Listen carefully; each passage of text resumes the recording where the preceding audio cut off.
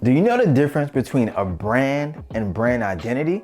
Did you know that those two terms are actually not interchangeable and have completely different definitions? If not, that's okay. In fact, you are in the majority because many people often confuse brand and brand identity and use them interchangeably. And if you're doing the same thing, your business might be suffering as a result. Now, in today's video, I'm going over what the difference is between a brand and brand identity. And I'm gonna be sharing my 6 steps to develop a memorable brand identity in 2021.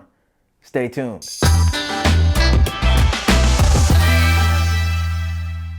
Welcome back to the channel, everyone. I'm Karan from Life Marketing, the digital marketing agency that helps small businesses grow. And today, I'm going over the 6 steps that will help you create a memorable brand identity in 2021. Before we get started though, make sure you like this video and subscribe to the channel so you don't miss out on any videos we're putting out weekly regarding digital marketing. Okay, before we get into the 6 steps, you need to first understand the difference between a brand and a brand identity. People often use the term brand to describe products. You've probably done it yourself. I know I have. You may have asked a friend, hey, what brand of cologne is that? In instances like that, you're not actually talking about the brand. You're talking about a product that is sold by a brand. You see, a brand is how people perceive your company. A good example of this is IKEA. When people think of affordable and reliable furniture, the first thing most people think of is IKEA. And because of that, IKEA's brand is affordable and reliable furniture. And if that's the case, then what is brand identity? Well, brand identity is what the customer sees. Your brand identity is made up of all the visual elements of a brand. This includes your logo, color scheme, typography, and more. Here's an example to help us even further. Picture you're back in middle school. You're the new kid and it's lunchtime. So you're in the cafeteria and you want to sit at the cool kids table,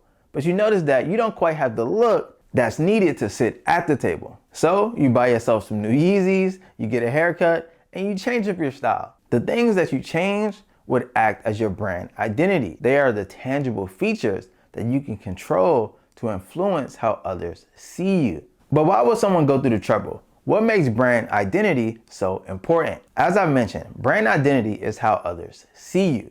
This means that your brand identity is often your first impression on new customers. And since brand identity includes your logo can be thought of as the face of your business, which greets these new customers as they come in and develop an opinion of your business, or in other words, your brand. Also, much like how people change over time, so does the thoughts a consumer has on your brand. And because of that, maintaining a consistent brand identity over time will help build trust with consumers because you built that face in their minds and have maintained that image over time.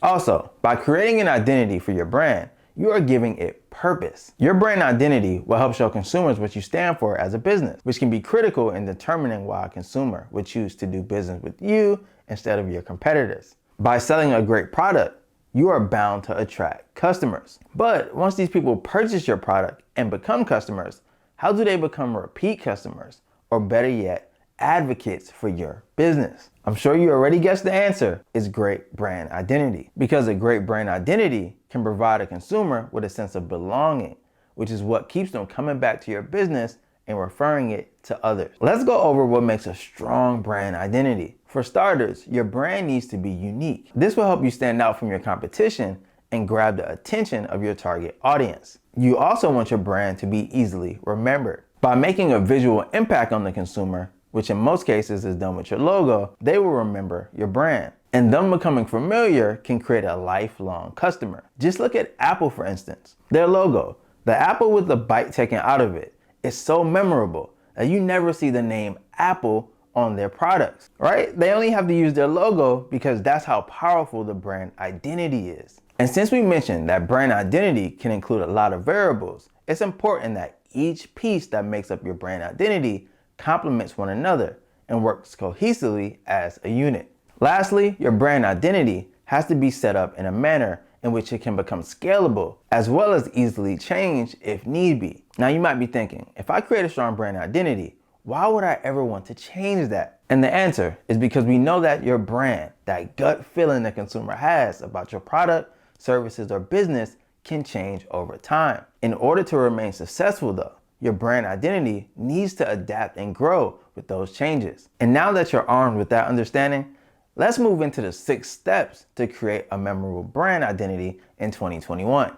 Before you can decide on the tangible elements that will make up your brand identity, you need to first understand who you are and what your purpose is as a brand, which is step 1 in our process. So, how can you identify who you are as a brand? Here are a couple of questions to ask yourself. If your brand was a person, what kind of personality would they have and how would they communicate? What makes you unique and how will you differentiate yourself between the competition? What's your why? Why do you do what you do? And lastly, what are your values and beliefs as a company? Having a clear understanding of your answers to these questions will be extremely beneficial when building your brand identity. Much like creating a buyer persona to understand how to effectively market to your audience. Here are some questions you can ask yourself to figure out the purpose of your brand. Why are you in business? Why should your target audience care about your business? And how are you different? By answering those questions, you help to develop your message, your brand voice, and may be even useful for other areas of your brand identity. All right, let's move on to step 2, and that's to research your audience and your competition. Let's start by going over how to research your audience. This is a key step because it allows you to understand what your audience wants from your business, which will help you with branding and advertising. In this step, you want to create a buyer persona or maybe multiple buyer personas depending on who your audience is. The key here is to try to identify who your ideal buyer is, their age, what pain points they have, what interests they have, what their income is, and what their spending habits look like. Another key piece of information to uncover is where you can find your audience online. You see, most of them will be on social media, but I want you to dig a little bit deeper than that. Does your ideal customer use just one social media network or multiple social media networks? If multiple, do they spend their time on one platform more than the other? By understanding that key aspect, you'll have more meaningful conversations with your audience where they are. Now, once you know where your audience is, it's time to understand where your competition is. And by that, it's time for some competitive research. I want you to check out your competitors' websites, their social media. I want you to sign up for their email campaigns so you can see how they approach the buyer's journey. And then I want you to check out their tones, the way they use words, the way they articulate their mission and their values, and use all of those things to arm your business. But here's a key thing to remember. We're not doing this so that we can copy them. We're doing this to better understand the space that our competitors currently occupy and what room is left for us. What can we insert in our brand to position ourselves differently? Now, the last part of the research step is to do a SWOT analysis. SWOT is actually an acronym that stands for strengths, weaknesses, opportunities, and threats. And you use it to better understand your brand and how it currently sits in the marketplace. To identify your strengths, you need to find characteristics of your business that give you the competitive edge over your competition. To find your weakness, you do the exact opposite. When finding your weakness, you're trying to find characteristics that put your business at a disadvantage relative to your competition. Next, we have your opportunities. Because you already conducted research on your competitors, you may have already identified some opportunities your business can take advantage of. But with the opportunities, I need you to take it one step further and examine your industry as a whole. Where are the trends beginning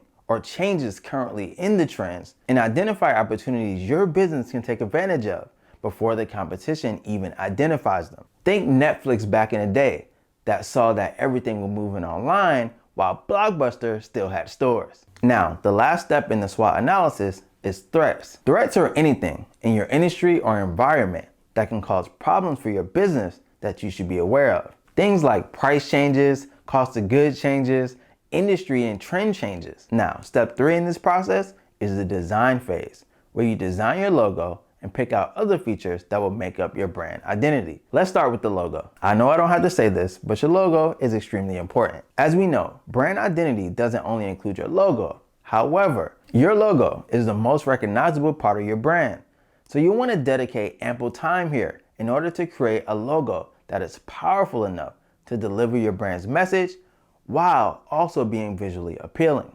Some of the most simplest and widely popular logos have a much deeper meaning that you might not have known before. Like Nike, for example. You might see a swoosh, but Nike's famous swoosh is actually a symbol from Greek mythology. Nike is the goddess of victory, and the swoosh represents her wing, which symbolizes speed, power, and motivation.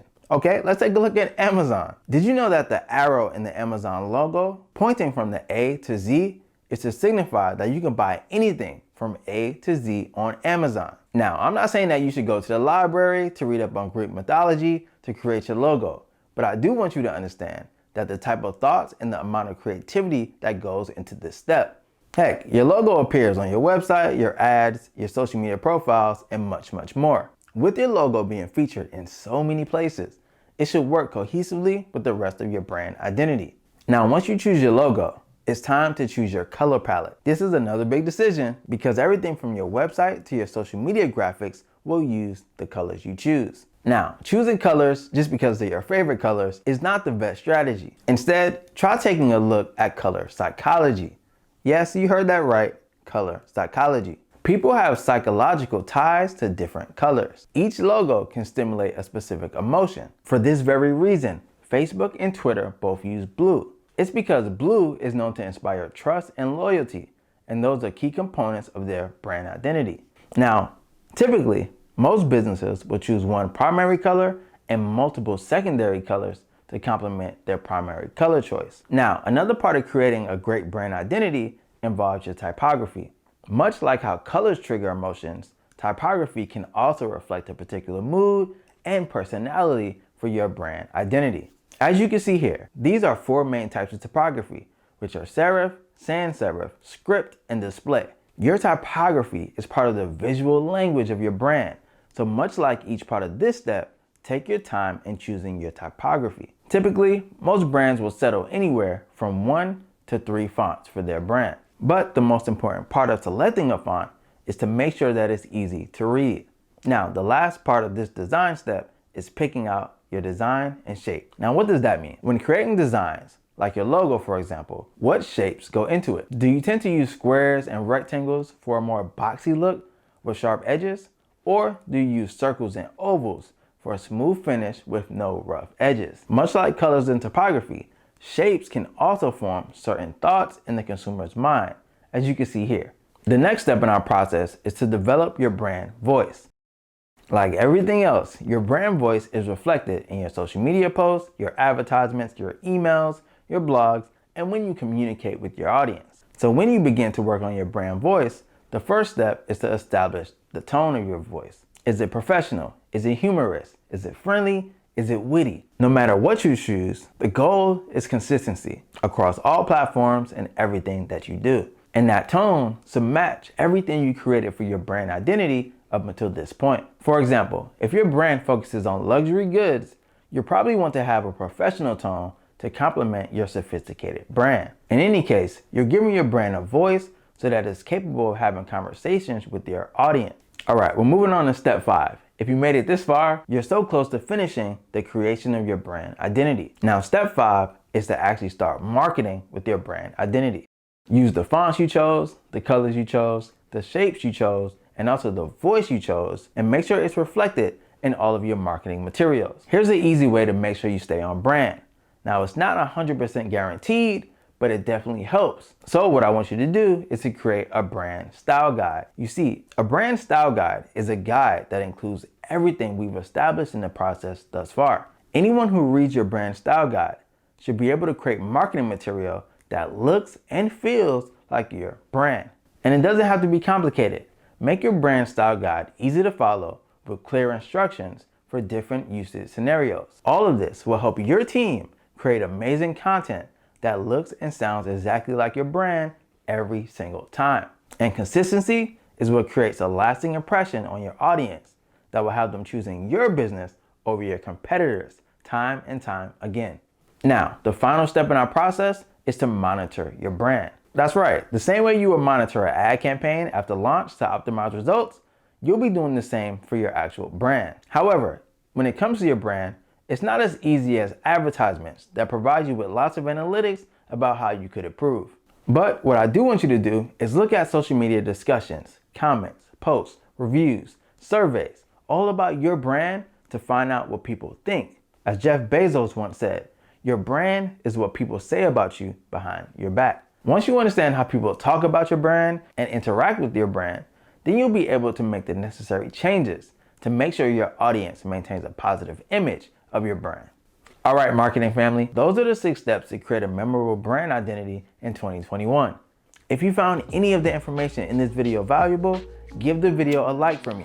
Also, don't forget to subscribe to the channel so you don't miss out on digital marketing videos like this one. Thanks for watching. We'll see you in the next video.